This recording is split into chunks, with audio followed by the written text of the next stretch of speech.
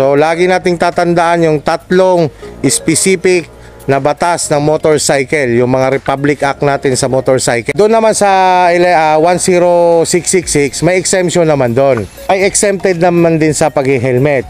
Republic Act 11235, yun naman yung Motorcycle Crime Prevention Act.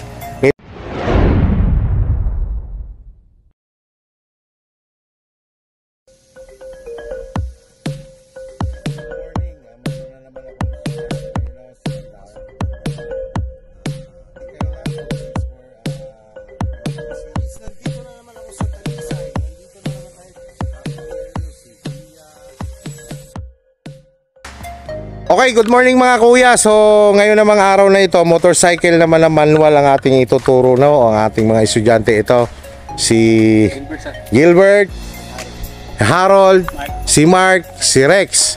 Ito, hindi to bago sa inyo, no? Napanood nyo na to sa YouTube ko, si Ma'am GM. Actually, evaluation ko na lang siya sa motorcycle ngayon. Tiningnan ko lang talaga. Hindi siya nakalimot dahil bukas kasi pupunta na kasi siya ng LTO para sa pag-a-apply niya ng non-pro. Kayong lahat ba ay ready na kayo sa responsibilidad nyo sa kalsada as a riders?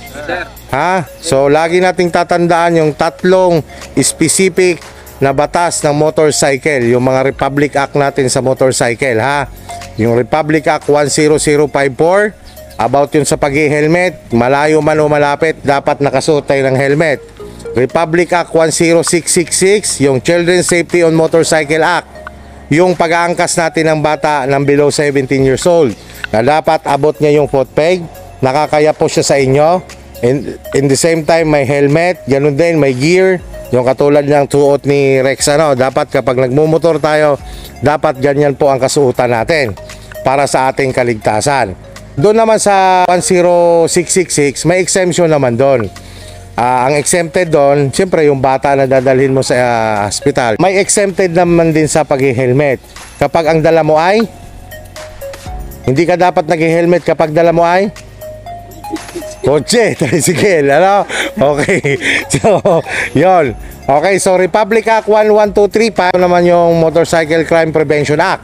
Ito naman yung dahilan bakit tayo ay may mga checkpoint. Binibirify yung plaka natin, kung totoo ba yung plaka natin, kung hindi ba nakaw yung motorcycle na yan, kung nakarehistro ba yung motorcycle na yan. Ready na kayo sa inyong motorcycle lesson? Ready na? So mauuna si Rex, no? Rex, tulad ng sabi ko sa'yo, itong gagamitin natin na motorcycle ay Rusi. Ang gear ay pababa, puro pababa ang padagdag, ang pabawas ay pasungkit. In the same time, manual ito, may clutch. Every time na ililipat natin si gear, dapat si clutch ay gagamitin natin. Okay, so ang kanya namang handbrake ito, ang kanya namang foot brake yon, no? Okay, pag magmumotor tayo, kailangan kahit umaga bukas ang ilaw na nakalobing, ha? Kasi may mga motor na hindi automatic, no? May mga motor naman na pag open mo pa lang ng makina, o automatic na yung ilaw na naka-built-in na siya. So kapag ang motor nyo hindi ganon, huwag nyo kalimutan na buksan ang ilaw. Kasi kahit umaga, sir? Kahit umaga, ha? So, ang purpose kasi nun, para tayo ay nakikita ng mas malaki na motor vehicle na kasabayan natin sa kalsada. Kaya ikaw mauuna, tulad ng sabi ko sa'yo, i-absorb mo muna yung motorcycle. PDC ng motorcycle, ano, at tricycle. Oh, stop! Oh, neutral. Ikaw naman, Bert, dito. Oh, stop, neutral. Yan.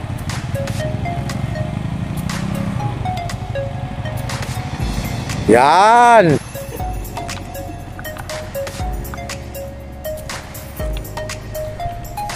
Motorcycle, tricycle. Yan, stop.